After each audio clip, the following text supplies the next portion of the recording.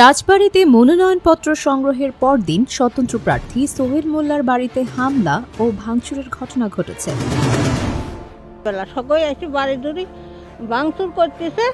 তারপরে কয় যে কনে গেছে, সোহেল কনে গেছে, দইয়ান সালার বেটা সালার নমিশন ফুনলার মিষ্টি দেবো, ও নমিশন ফুনলার মিষ্টি দেবো, নমিশন করবার ওর নমিশন কিনে আনে।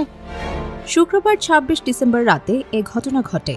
সোহেল মোল্লা আসন্ন ত্রয়োদশ জাতীয় সংসদ নির্বাচনে রাজবাড়ী ২ আসনে স্বতন্ত্র প্রার্থী হিসেবে মনোনয়নপত্র সংগ্রহ ও দাখিল করেছেন।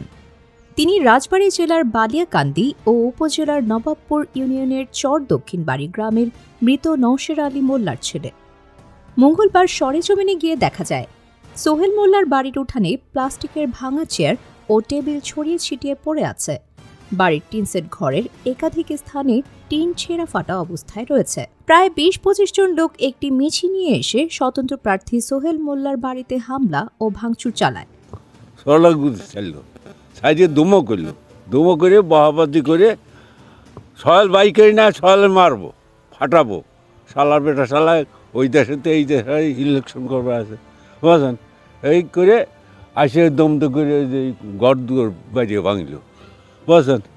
আর আমার কইলো যে শালা বেটা হেন বসে রয়েছি, তোর কী করবো, ওই টেবিল ঘর দিল বাড়ি দিয়ে যে চেয়ার মেয়ার সব ভাঙিয়ে চোর মার করে হালাইলো।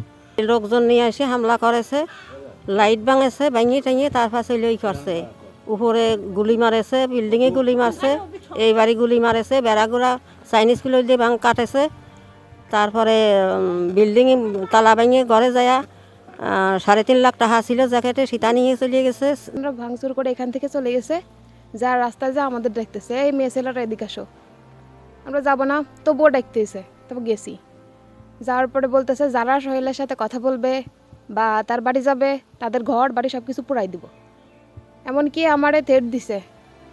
তারপর আমি বলছি কি যে সোহেল তো আমার ভাই হয়, তো আমরা তার সাথে কথা বলবো না, কথা বলবো কার সাথে, আপনার সাথে কথা বলবো। তারপর বলতেছে, তারপরে উনি তো রাগ করতেছে আমার উপর, দিয়ে আসছে আমার কি লোক দিয়ে দিছে। তারপরে আমি বলছি যে সে আমার ভাই হয়, কথা তো তার সাথেই বলবো, আপনার সাথে তো কথা বলার কোনো অপশন নাই আমাদের।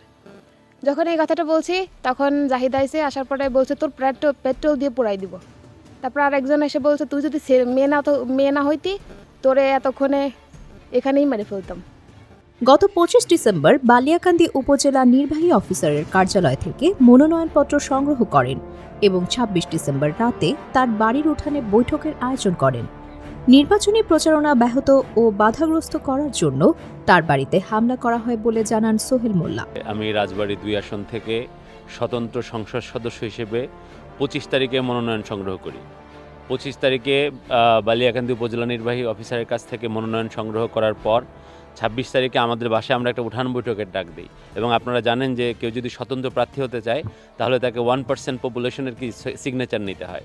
তো আমরা ভাবছি যে এখানে যখন লোকজন আসবে তাদের সাথে কথা বলবো, কথা বলে সিগনেচার নিয়ে আমরা নির্বাচনী কার্যক্রম চালাবো। ঠিক আছে, ঠিক ২৬ তারিখে ৬টার পরেই যখন আমাদের প্রোগ্রাম শুরু হবে, লোকজন আস্তে আস্তে চারদিক থেকে মোটামুটি ৩০-৪০ জন লোক এসে অলরেডি বসার পরেই এই সোনাপুর বাজারের সন্ত্রাসী চাঁদাবাজ বাচ্চু সে আমার বাসায় অতর্কিত হামলা করে এবং তার সাথে আরও ৩০-৪০ জন লোক ছিল। এরা সবাই এসে প্রথমে এখানে ফাঁকা গুলি করে লাইট ভাঙচুর করে এবং আপনার জনমনে আতঙ্ক সৃষ্টি করে এবং মানুষজন দিক বিদিক ছোটাছুটি করে। আপনারা জানেন স্বতন্ত্র প্রার্থী হিসেবে মানুষ এমনি স্বতন্ত্রর পক্ষে যেতে চায় না।